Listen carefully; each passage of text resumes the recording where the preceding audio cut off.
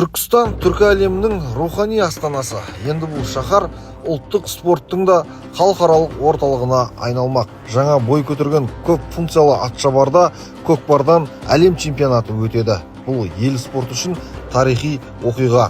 Осы Түркістан қаласына заманауи көп салалы Атшабар салынды. Міне ертең Құдай қаласа 21 наурызда ашылу салтанаты болады. Бұл енді керемет барлық толық жағдайда ат спортын қандай деңгейде өткізем десең де, ат спортына қандай жарыс өтетін болса да, барлық деңгей жасалған. Бұл жерде бәйгеге, конкур бөліміне, көкпарға, аударыспаққа, арнайы мынау аттар тұратын қыстық қора дейміз ғой, 4 қораға 200 ат сияды. Осы аттардың жағдайы жасалған. Қазіргі заманауи дейміз, мысалы, мынау бәйге алаңын айтатын болсақ, 2-6 әлемдік стандартқа сай. Осы барлығы мынау лед экраны қойылған, жақсы деңгейде жасалған. Көкпар алаңы барлығы осы қазіргі заманауи. Өзі көріп жатсыздар, ертең Құдай қаласа 15 менен 21-нің арасында көкпардан әлем чемпионаты өткелі тұр. 10 мемлекеттен келеміз деп хабардар берген.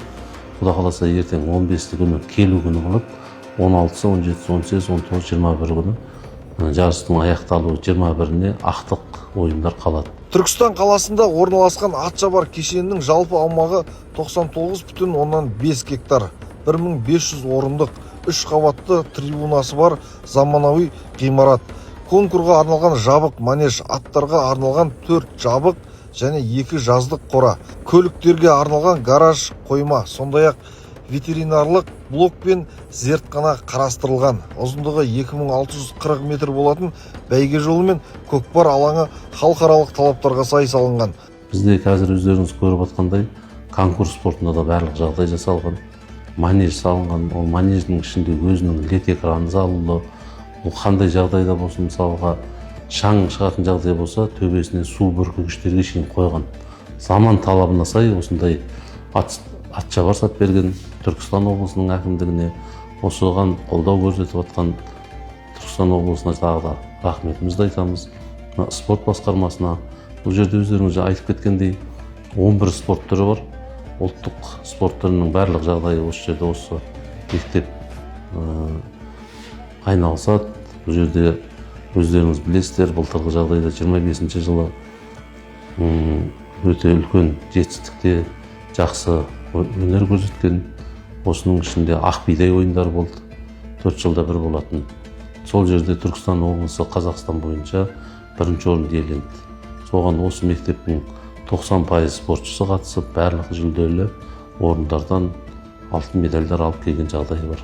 Мен спортқа келген жағдайым, ауылда ат мініп өстік. Кейін 17 жасымда мен осы Түркістан ұлттық спортқа келдім.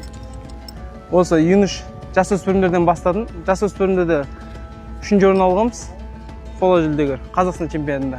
Одан кейін жастарға өттік. Жастарда Қазақстан Республикасының чемпионымын, үздік ойыншысымын жастар арасында. Кейін уже ересекке өттім. Енді Құдай қаласа көшпенділерден де іріктеуге барамыз. Іріктеуден өтсек, Құдай қаласа ары қарай жарысқа шығуға тырысамыз. Бұл нысан Түркістан облыстық ұлттық спорт түрлерінен мамандандырылған балалар жас өспірімдер спорт мектебі базасында жұмыс істейді. Аталған мектеп 2007 жылы облыс әкімінің нөмірі 137 қаулысымен құрылған. 2008 жылы Қазақстан Республикасының спорт және туризм министрлігінің бұйрығымен мамандандырылған спорт мектебі мәртебесін алды. Бүгінде мекеме ұлттық спорттың 11 түрі бойынша жұмыс жүргізеді. Оның ішінде көкпар мен аударыспақ мамандандырылған бағыттар.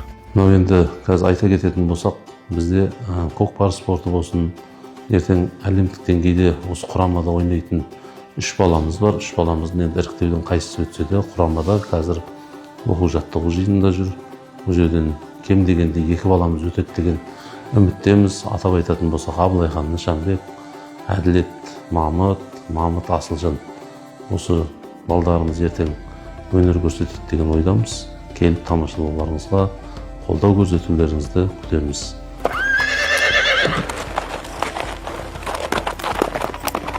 Қазіргі таңда мектепте 629 спортшы, 82 топ, 44 жаттықтырушы еңбек етеді. Олардың қатарында жоғары санатты 7 бапкер бар.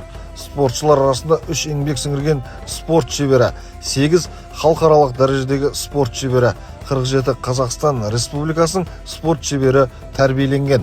Осы өткен жыл өздеріңіз білесіздер, жамбы әлем чемпионатына қатысып, әлем чемпионы болып келген Батыр Бексауыт деген спортшымыз бар. Ол жарыста Америкада әлемдік рекорд жаңартып келген жағдайы бар. Былтыр оны жақсылап қолдап, көрсетіп, осы республикалық деңгейде жақсы қолдаулар көрсетілгенін өздеріңізге мәлімдеме етеміз. 2025 жылы мектеп спортшылары республикалық және халықаралық ареналарда жоғары нәтиже көрсетті.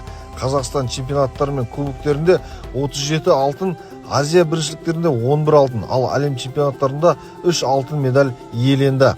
Облыстық және республикалық жарыстарды қосқанда жүздеген жүлде қоржынға түсті. Ал 2026 жылы да табысты басталды. Тоғызқұмалақтан ересектер арасындағы Қазақстан чемпионатында Намаз Ақбота топ жарып, Румынияда өтетін әлем чемпионатына жолдама алды.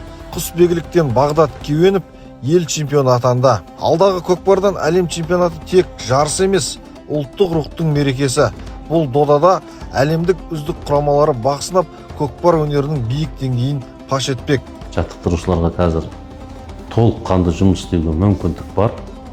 Сол үшін мынау ат мәселесінен айтқанбыз, биыл қиналмайсыңдар. Демеушілік жасап жатқан інішектеріміз, бауырларымыз бар. Солардың бәрі қандай қай жерде жақсы ат бар, соны алып беруге дайын. Осы бізде аудан-ауданда көкпар федерациялық президенттері бар. Солар да бәрі ат салысып, олар да демеушілік жасауда. Сол үшін бізде ауызбіршілік болу керек, бір болу керекпіз, бір-бірімізге қолдау көрсету керекпіз. Түркістанда тағы бір тарихи сәттің куәсі болғалы тұр. Ұлттық спорттың дүбірі ұлы дала төсінде қайта жаңғырады.